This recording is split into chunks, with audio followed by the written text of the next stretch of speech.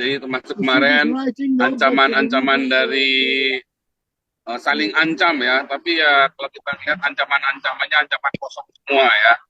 Dari Iran ini katanya mau ini mau itu ya push semua ya.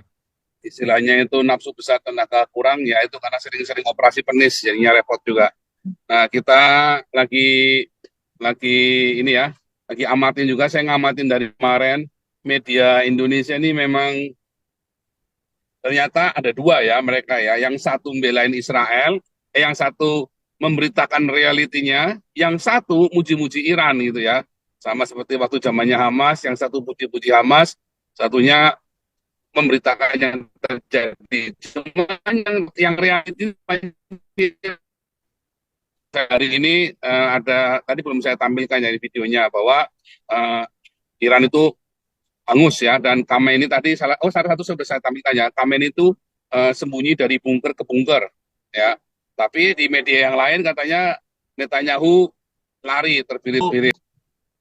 Kalau orang-orang Persia sebenarnya pengennya udah berhenti, orang Iran sebenarnya mau berhenti, cuma si Khamenei kan sombong kan, Islamnya itu kan dia merasa pemimpin tertinggi Islam di seluruh dunia, maka harus nggak boleh berhenti.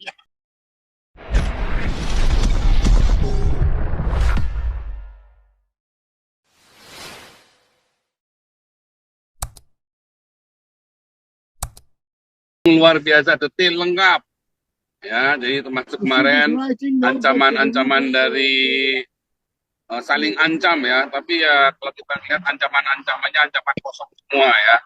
Dari Iran ini katanya mau ini mau itu ya push semua ya. Istilahnya itu nafsu besar tenaga kurang ya itu karena sering-sering operasi penis jadinya repot juga. Nah kita lagi lagi ini ya, lagi amatin juga, saya ngamatin dari kemarin media Indonesia ini memang ternyata ada dua ya mereka ya, yang satu membelain Israel, yang satu memberitakan realitinya, yang satu muji-muji Iran gitu ya. Sama seperti waktu zamannya Hamas, yang satu puji-puji Hamas, satunya memberitakan yang terjadi. Cuma yang realiti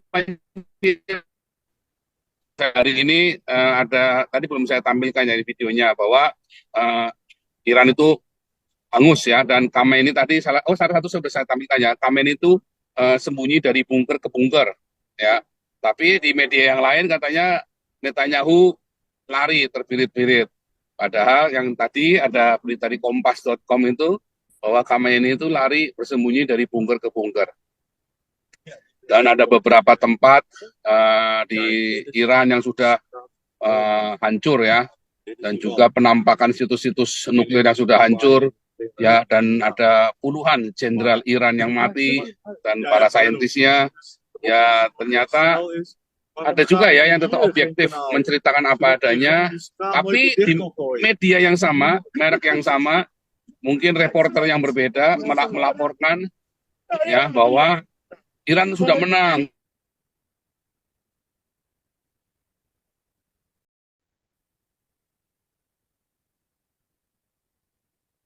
Gak ada suara ya? Kepotong tadi, saya masuk ke rombongan hilang tadi ya, sorry. Jadi Gak itu ada sama suara Pak Paul. ada orang ngaku-ngaku punya aset ini punya aset itu, banyak sekali punya mobil BMW segala macam, tapi mau utang sama saya saudara ya, asetnya alasannya asetnya ini asetnya itu. Gak ada suara ya? Itu utang nggak bayar-bayar lagi. Nah itu yang terjadi dengan Iran. Kami menang, tapi minta bantuan sama Indonesia, kayak Hamas ya. Kami menang, minta bantuan sama Indonesia. Tapi Hamas sama Iran ini lupa kalau Indonesia ini kalau cuma minta bantuan bacot mah bisa, Indonesia paling jago tuh, banyak ya. Satu kontainer itu, satu septic tank itu kalau mau jagoan bacot, jagoan kutuk-kutuk mengutuk mah Indonesia paling jago tuh ya.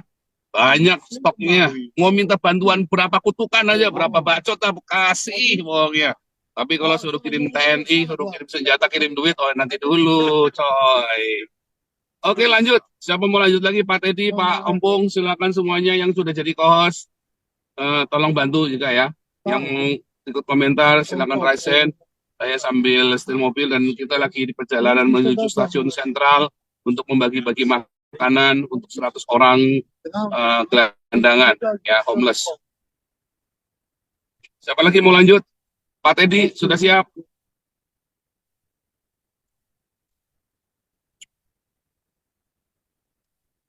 Mana nih? Nou, wagen meer op de weg. Of ben ik nou Pak maar Teddy. een busje? Nee, dat kennen we wel. We staan aan de andere kant. We willen natuurlijk een jaar afwisselen. Maar het staat Mana nih? zo. Pak Teddy. Atau siapa nih? Ini ada Ibu Dora nih. Silakan nih Ibu Dora nih. Tolong dibantu. Ibu Dora. Shalom Pak Paul, salam Bu Ana, salam Opung Toba, salam semuanya. Opung Toba, saya mau diskusi ini sama ini juga Pak Putih ini bagus ini untuk diskusi. Karena saya lihat ya bahkan di kelompok Stand with Israel itu sudah dipertanyakan bagaimana tentang si Khamenei ini mereka bunuh atau sudah mati. Saya rasa menurut saya karena saya baca juga seperti kata Pak Paul ini dari Bongka jam 4 pagi juga menurut news dari sana bahwanya si Khamenei ini lari dari Bongka ke Bongka. Saya rasa si Khamenei ini sudah mati sebenarnya ya. Ingat kejadian tentang si Haniyeh sama itu yang satu lagi pemimpin Hamas. Nah setelah mereka itu kan sebenarnya si Haniyeh sudah pada waktu gosip beredar dia udah mati, memang sudah mati kan. Kalau saya rasa si Khamenei ini sebenarnya sudah mati gitu, tertembak. Karena kenapa saya berdasarkan informasi dilihat dari si Khamenei ini lari dari Bongka ke Bongka, berarti kan pengamatan senjata itu selalu siap siaga kan melihat ke arah mana. Dan menurut saya si Khamenei ini sudah meninggal sebenarnya. Gimana Pak Putih, Opung Toba? Masih hidup. Khamenei masih hidup Bu Dora. Masih hidup. Kalau udah mati pasti berhenti. Karena itu kalau orang-orang Persia sebenarnya pengennya udah berhenti. Orang Iran sebenarnya mau berhenti. Cuma si Khamenei kan sombong kan. Islamnya itu kan dia merasa pemimpin tertinggi Islam di seluruh dunia, maka harus nggak boleh berhenti. Itu loh. Jadi tetap saya kira Khamenei masih hidup. Walaupun sudah pikun, sudah sakit-sakitan, tapi saya rasa masih ya, Khamenei masih hidup. Kalau sudah mati pasti akan diberitakan, ya, dan pasti serangannya berhenti dari Iran langsungnya, karena harus ada yang bertanggung jawab kan di Iran sendiri. Orang Persia sendiri nggak mau cari mati begitu ya, hanya orang goblok seperti Khamenei ini yang harap-harap bidadari aman lawang. Tapi mungkin kalau ya lanjut siapa lagi? Sneeuw, zo laag sneeuw. Nah, itu satu lagi Pak Paul. Mengenai F-35, katanya sudah menjatuhkan 3 pesawat, apa berapa 7 pesawat. Bohong semua, Pak. Ternyata hoax. Ya. Hoax bener itu. Enggak, ya itu propaganda. Pokoknya Iran negara pertama yang bisa menjatuhkan F-35. Ngarang semua, tapi nggak ada buktinya gitu. Jadi kemarin kan ditampakkan ininya kan, ditampakkan filmnya yang pesawat F-35 itu jatuh. Ternyata itu dari video game itu. dari video game Arma 3 buatan video gamenya Rusia. Iya, itu video game ternyata. Oh, bingung. Iya betul Pak Paul. Dari video game. Ya. Terus kemudian pilotnya pilot wanita. Ternyata pilot wanita itu bukan orang Israel Pak, dari negara lain. Kacau sekali. Kacau sekali orang-orang ini ya. Ompong. Lanjut. Ya. Ompong, itu saya lihat itu fotonya. Itu bukan F-35. Bodinya kelihatan. Ngaco tuh fotonya. Satu. Kedua, menurut American US Air Force, sampai saat ini tidak ada satupun F-35 yang jatuh. Ya, kan? Ya belum ada Pak Andi, belum ada F-35 yang sempat ditembak sama musuh satupun. Ya, jadi kita bisa lihat mereka berita dari mana kita nggak tahu deh. Nah, pertanyaannya ini Ompong, tadi saya sudah sampaikan di medsos. ini kenapa nih kok ngotot Tehran harus dievakuasi? Ada apa? Katanya sih dengar-dengar ada bunker penyimpanan senjata di bawah tanah di tengah-tengah kota. Ya kan? Nah, sekarang si Israel udah request, si Trump udah kirim B-52 ke sana. Soalnya apa itu bom untuk penetrasi ke bawah tanah itu terlalu besar, nggak bisa dibawa pakai pesawat tempur biasa. Jadi harus pakai bomber. Itu yang kita dengar belakangan. Yang kita lihat lagi lah nanti sehari 2 hari ini. Tapi sementara ini Tehran udah kosong macam ghost town. Yang ada mobil, yang ada duit. Kalau yang rakyat kere mah nggak tahu lagi ya mau kemana mereka lari. Banyak Jalan yang kaki Pak Andi. nggak, banyak yang ngungsi ke Pakistan sampai Pakistan kewalahan kan. Nah, sementara ini bordernya ditutup sama Pakistan, jadi nggak bisa masuk lagi mereka. Itu. Iya, jadi kalau ngelihat situasinya ini sebetulnya ada satu masalah yang dihadapi oleh IDF tentang program nuklirnya Iran ini. Pertama itu program pengayaan uranium yang nomor 1 yang paling berat itu, yang paling sulit itu ada di Fordo karena dia ada 100 meter di bawah ini kayak bukit atau gunung gitu. Itu Kemudian yang kedua, bukan Natanz. Natanz mungkin paling gede kan? Natanz enggak. Natanz paling gede, tetapi Natanz itu gampang buat dia shutdown. Power plant-nya aja dimatikan duluan, Pak. Oh. Soalnya Israel juga kalau misalkan langsung menghancurkan ini, itu apa, mesin sentrifugal di bawah tanah, yang dikhawatirkan adalah radiasinya nanti parah nanti sama kontaminasinya. Dan itu juga akan menimbulkan korban sipil juga gitu ya. Dari itu. Jadi dia kelihatannya Israel sangat manusiawi, jadi dia dalam menghancurkan fasilitas aset militer lawan juga dia tetap mempertimbangkan keselamatan rakyat sipil gitu, karena tujuannya Israel operasi militer ini kan memang bukan untuk membunuh orang Iran kan gitu.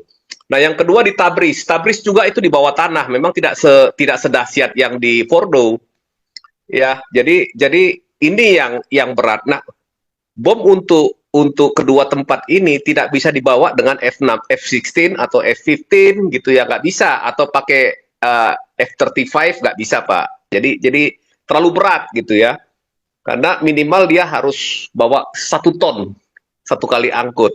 Hanya bisa dibawa dengan B2 atau B2 itu yang pembom siluman, atau lebih ideal lagi dibawa dengan itu Stratofortress B-52 yang bisa mengangkut bertonton. Ya. Nah, cuman persoalannya sekarang kan Amerika kan tetap menjaga jarak supaya jangan terlibat langsung. Nah, ini bagaimana solusinya? Nah, beberapa pengamat militer di Amerika mengatakan, dan di Israel juga, kalau Amerika langsung menggunakan Stratofortress mengangkat bom penghancur bunker ini, perang bisa berakhir dalam tempo ya mungkin cuman tinggal seminggu lagi Pak, selesai sudah gitu ya. Misi misi sudah terlaksana gitu ya.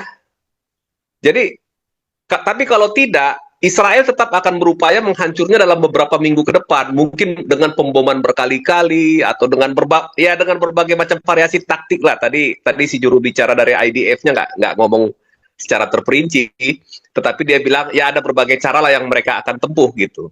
Bisa, tetapi akan memakan waktu lebih lama. Nah sekarang ini yang diinginkan Iran itu adalah melobi Saudi, Qatar dan Oman supaya Amerika tidak ikut dalam perang ini. Sebenarnya tugas Amerika simpel saja Pak Andi. Dia kirim 1 B-52, selesaikan itu 2 tempat itu dengan sekali sorti pemboman, sudah selesai Pak. Jadi semua objektif daripada ini, mission ini selesai, accomplish gitu istilahnya. Nah tetapi ya ini persoalannya kan. Nah ini yang sekarang ini kita belum tahu, Trump ini masih menimbang-nimbang atau sudah memutuskan. Nah itu ya kita tahu kan kemarin kan rapat ini ya, kabinet keamanannya Amerika ya, Dewan Keamanan Amerika itu kan rapat kemarin ya kalau nggak salah ya, memutuskan itu. Nah itu kan tidak semua apa yang dibicarakan di situ dipublikasikan ke publik gitu. Bagaimana rencananya Amerika ke depannya gitu. Kira-kira begitu, Pak. Nah, tetapi perang ini memang udah perang yang sangat ini ya, komprehensif gitu. Sekarang sistem keuangan di Iran sudah hancur. Kenapa? Karena permainan ini virusnya namanya killing sparrow. Jadi apa namanya? Virus pembunuh yang ditujukan ke salah satu bank yang menjadi mitranya Garda Revolusi Iran, ya.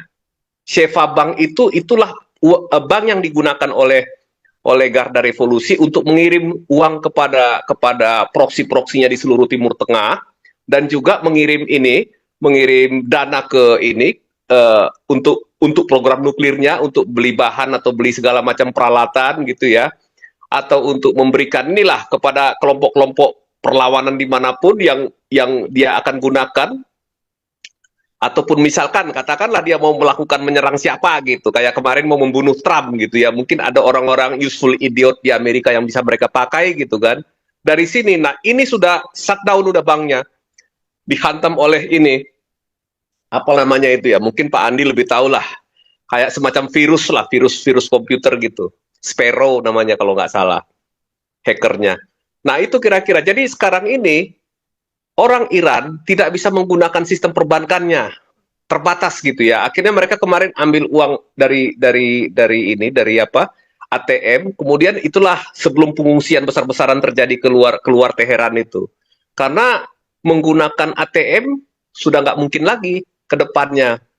Karena bukan hanya Sheva Bank yang ada kaitannya dengan afiliasi dengan militer Iran saja yang kena shutdown, tapi juga lembaga-lembaga keuangan yang lainnya juga ya menderita sih rakyat Iran ini, meskipun tidak dibunuh oleh Israel, tapi secara sehari-hari gara-gara mempertahankan egonya si Ali Khamenei yang haus darah ini, rakyat Iran itu yang menderita. Ya mudah-mudahan nanti ya putra mahkota bisa pulang ke Iran untuk menyelamatkan rakyat Iran gitu, supaya kembali hidup mereka itu nyaman gitu, tidak dibawa ke arah permusuhan, dibawa ke perang ke sana kemari gitu ya. Nah itu kira-kira Pak Andi. Silakan Pak Andi.